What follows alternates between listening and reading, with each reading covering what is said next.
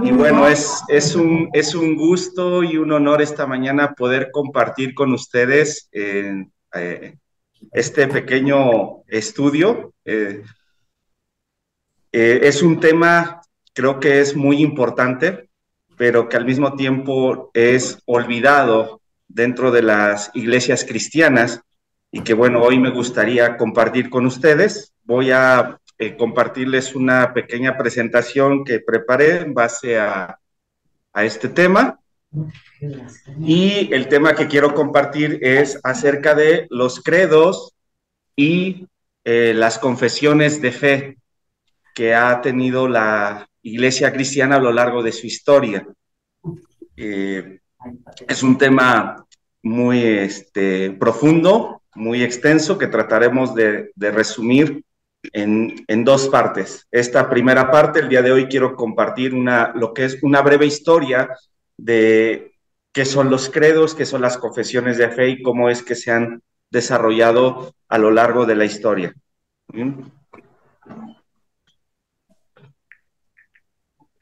Como introducción, los credos cristianos, las confesiones y declaraciones de fe han tenido un rol importante a lo largo de la de los 2000 años que llevamos de la historia de la iglesia.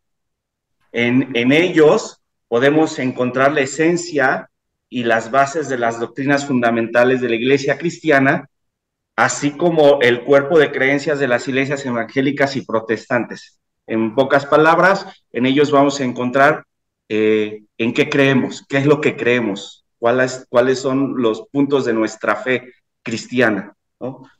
Los credos y confesiones son, por lo tanto, documentos concisos y ordenados de las doctrinas bíblicas. Sin embargo, también hemos de decir, a lo largo de la historia, principalmente en la época moderna, en tiempos actuales, estos también han sido causas de debates teológicos y discusiones que en gran medida pues, han provocado cismas y una fragmentación dentro de la iglesia cristiana evangélica. Esta presentación pues, pretende dar una idea general acerca de los credos y las confesiones de fe, así como pues también destacar su importancia y la relevancia que estos documentos tienen para la iglesia contemporánea. Entonces, pues primeramente tenemos que pues, definir qué es un credo. ¿Qué son los credos? La palabra credo proviene del latín credere, que significa creer. Así que credo significa yo creo. Y se trata de un término con dos acepciones. Es decir, en primer lugar, el credo es una oración, ¿vale? Una oración que se confesaba. Por eso de ahí viene la palabra credo, el yo creo. Y por otra parte, pues es un conjunto de creencias, ¿no? O se encierra las creencias en las cuales creemos, la base de nuestra fe.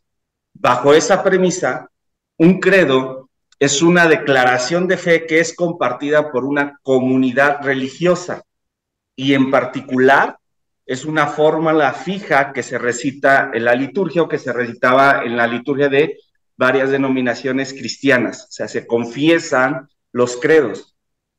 De hecho, en los primeros siglos de la iglesia, los credos estaban destinados para ser recitados dentro del culto público. Hoy en día hay algunas religiones, algunas denominaciones cristianas que aún lo hacen, aún hacen la confesión de fe a través de recitar los credos.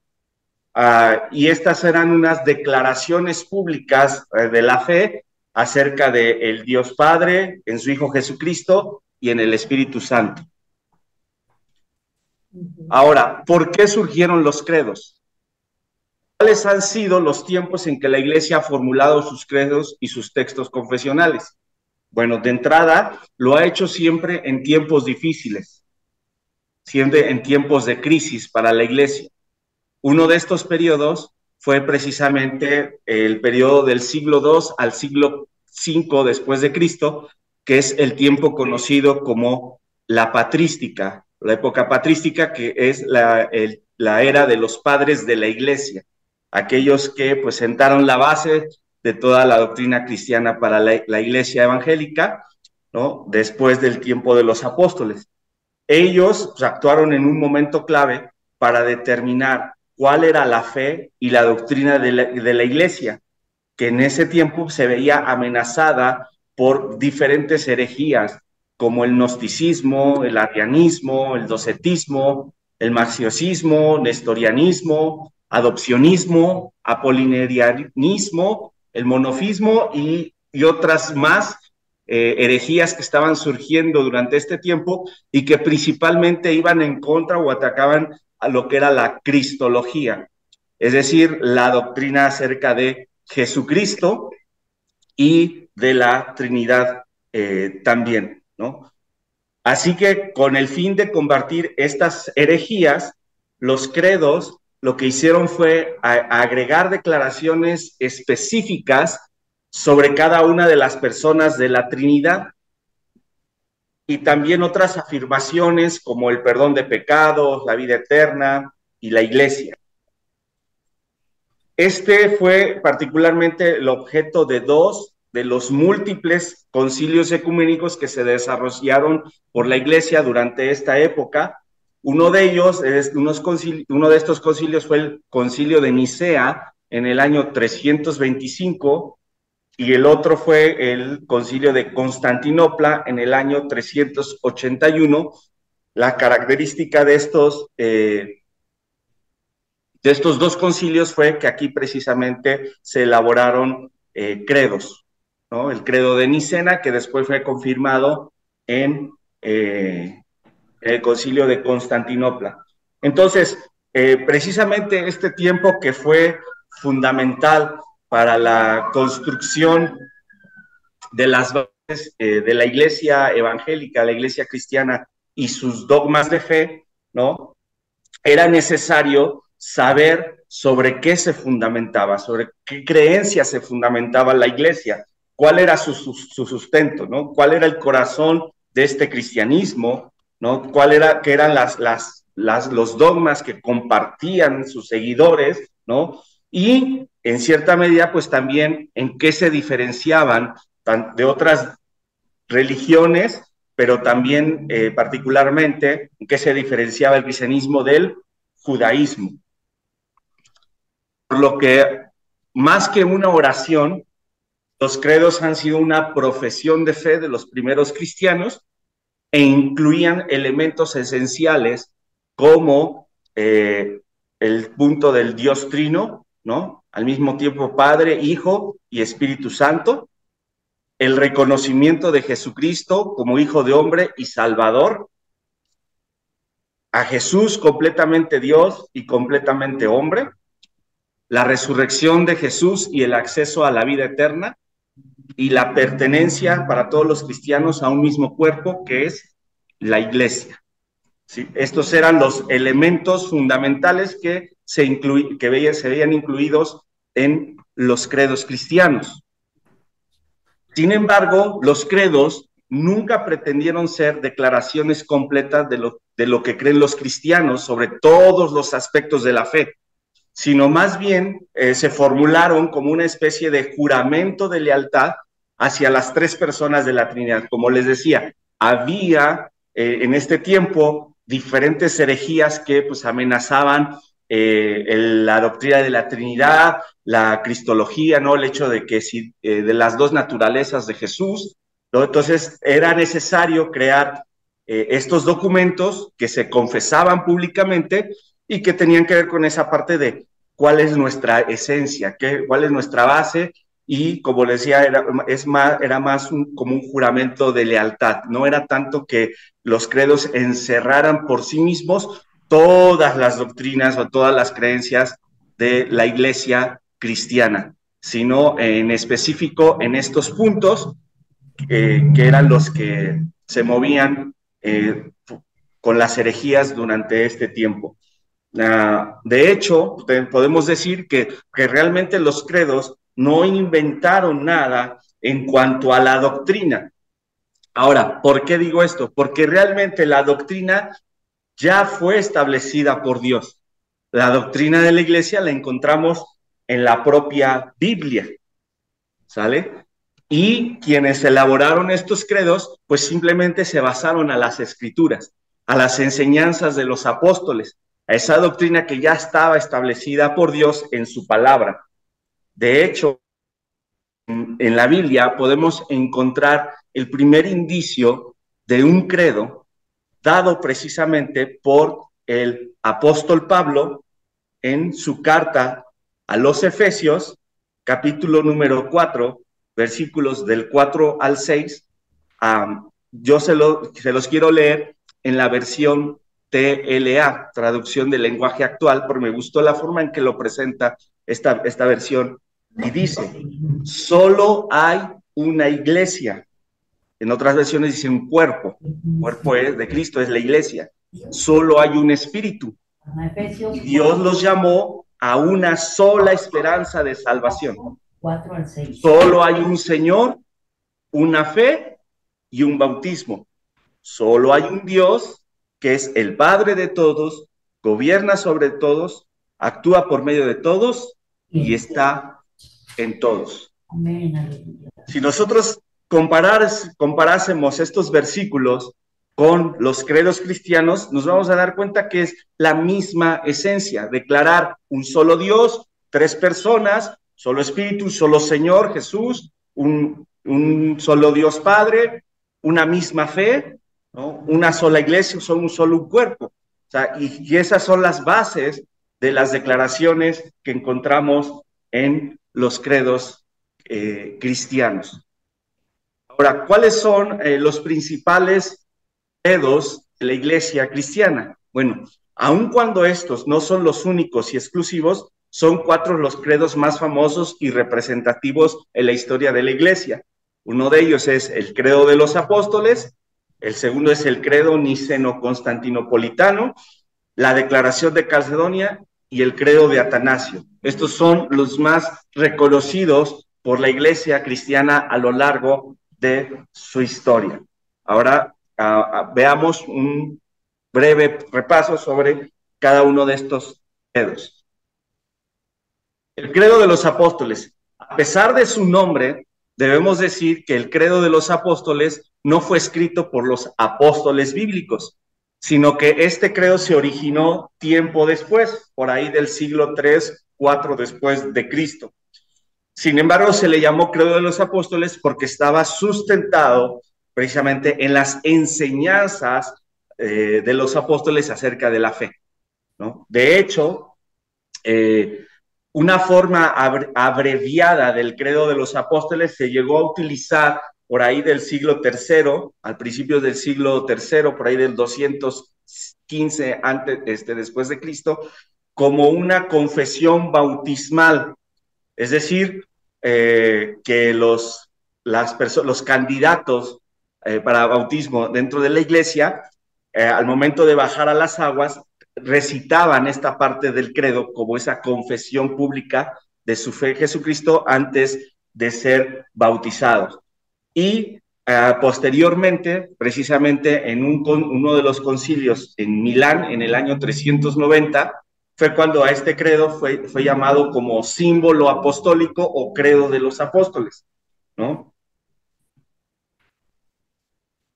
De hecho, un hombre llamado Rufino de Aquilea, él contaba esta historia acerca del credo, en donde decía que los 12 apóstoles, antes de despedirse para evangelizar a las naciones, se reunieron para definir cuál era la regla de fe para la iglesia cristiana, y de dicha reunión resultó la composición de lo que es el credo de los apóstoles, aunque esta es solamente una historia.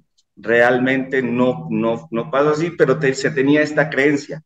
Lo que sí podemos decir es que el credo estaba fundamentado sobre la enseñanza de los apóstoles. Entonces, el credo de los apóstoles forma una importante declaración de creencia que cubre muchas áreas de la teología cristiana, que hoy día es utilizada por una gran variedad de grupos cristianos, incluidos católicos romanos, muchas iglesias ortodoxas, la iglesia anglicana, muchas iglesias protestantes, principalmente las históricas, y tristemente pocas iglesias evangélicas. Ahora hablemos del credo de Nicea. Esta es una declaración de fe que fue adoptada por los 318 padres de Oriente y Occidente que se dieron cita por órdenes del emperador Constantino en el concilio de Nicea del año 325 después de Cristo y que más tarde fue ratificado por el concilio de Constantinopla en el año 381 después de Cristo. Ahí está, hay un error en la fecha, es después de Cristo. El objetivo de este concilio pues era definir la fe cristiana de cara precisamente a las herejías de Arrio, o que se conoce como arrianismo, ¿no? Que negaban esta parte de la Trinidad de Dios en tres personas y de las dos naturalezas de Cristo, ¿no? Él decía que Jesús no era igual al Padre en sustancia y en esencia, sino que era inferior a él, ¿no? Negando así pues la divinidad de Jesucristo. Por eso se hizo este concilio para definir este punto y establecer la doctrina para toda la iglesia cristiana, ¿no? Y que, como decía posteriormente, en el concilio de Constantinopla se ratificó, ¿no? Se ratificó y también se definió en el de Constantinopla la doctrina sobre el espíritu en la misma consustancia con el Hijo y con el Padre. Hemos de decir que el credo de Nicea es el credo por excelencia. ¿Por qué? Porque aparte de la Biblia, ¿no? Y aunque entendemos que la Biblia es nuestra máxima autoridad de fe y conducta, ¿no? El credo de Nicea fue el único documento que ha sido aprobado oficialmente por toda la iglesia, ¿no? Este concilio de Nicea fue por toda la iglesia cristiana de la época, ¿no? Y ha sido aceptado por la iglesia católica, la iglesia ortodoxa, la iglesia anglicana y muchos grupos de la iglesia protestante, principalmente iglesias históricas. El credo de Nicea lo podemos dividir en 4 secciones: una sección trinitaria, una sección eclesiológica o sobre la iglesia, una sección sobre el bautismo y una sección escatológica sobre la esperanza futura de la iglesia. Tenemos la declaración de Calcedonia. En el siglo IV y V después de Cristo surgieron dentro de la iglesia primitiva varias creencias que negaban de una u otra forma las dos naturalezas de Cristo, es decir, su naturaleza humana y la divina, ¿no? Por lo que la iglesia se vio en la necesidad pues de tratar este asunto, ¿no? La solución vino precisamente con el concilio de Calcedonia, un concilio de la iglesia cristiana que se desarrolló en aquella ciudad, cerca de Constantinopla, del 8 de octubre al 1 de noviembre del año 451 después de Cristo, donde se estableció precisamente un documento oficial firmado por 520 obispos que representaban a toda la iglesia cristiana en ese tiempo, conocido como la definición cristológica de Calcedonia. Esta declaración es una enseñanza sobre la naturaleza de Cristo que se ofrece a la iglesia con el objetivo de confesar al Hijo encarnado y refutar las herejías que estaban siendo enseñadas. Entonces, esta declaración, este credo, se centra en hablar precisamente sobre estas dos naturalezas de Jesús, la divina y la humana, unidas en una misma persona.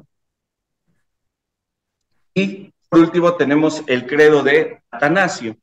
El credo de Atanasio también es llamado quincuque vult en latín, que quiere decir quien quiera salvarse.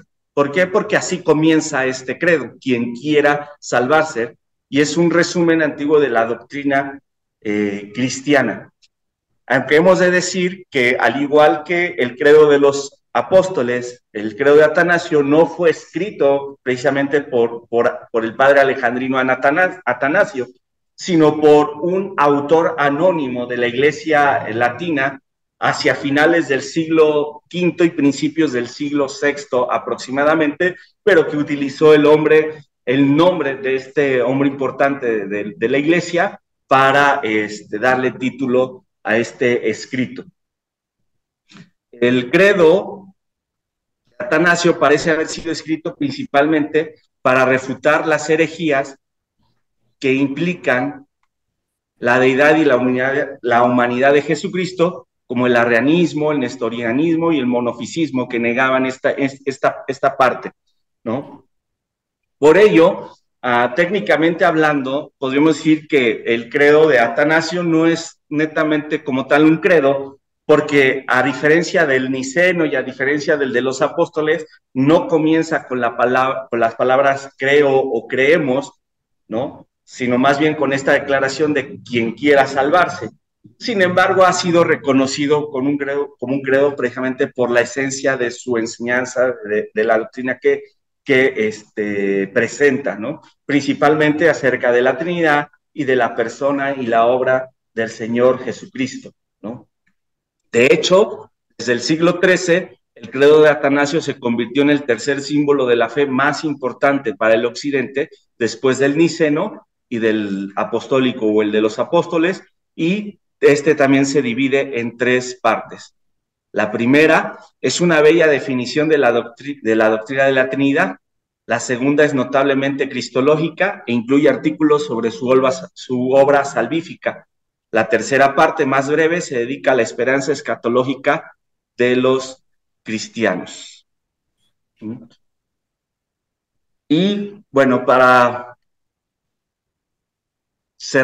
ir cerrando este tiempo, quiero hablarte sobre lo que son las confesiones de fe. ¿Qué es una confesión de fe? Ya hablamos de los credos, ahora hablemos de lo que es una confesión de fe. Bueno, puede que pertenezcas a una iglesia que se llame a sí misma confesional.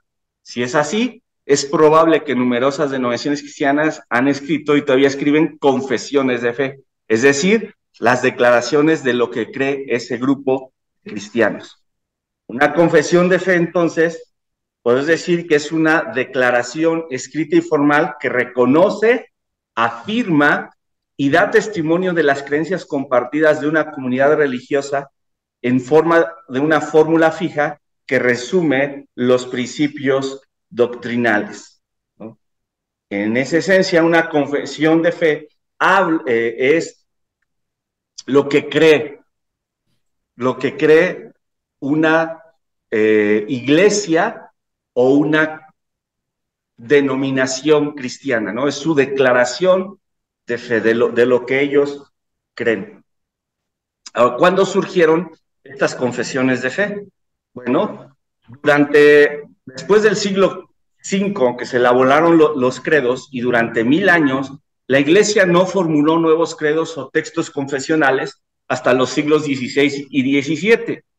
¿Qué evento importante se dio en este tiempo? Lo que conocemos como la Reforma Protestante. Y nuevamente esto trajo un tiempo de crisis dentro de la Iglesia, en el cual precisamente se desarrollaron nuevas escuelas teológicas derivadas del movimiento protestante, ¿no? Cada ellas con su enfoque diferente en cuanto a la fe, y por eso se establecieron cada uno de estos movimientos que después se desarrollaron como lo que hoy conocemos como denominaciones cristianas, y que cada una de estas fue estableciendo su cuerpo de creencias o lo que son sus confesiones de fe. Por lo tanto, pues será necesario formular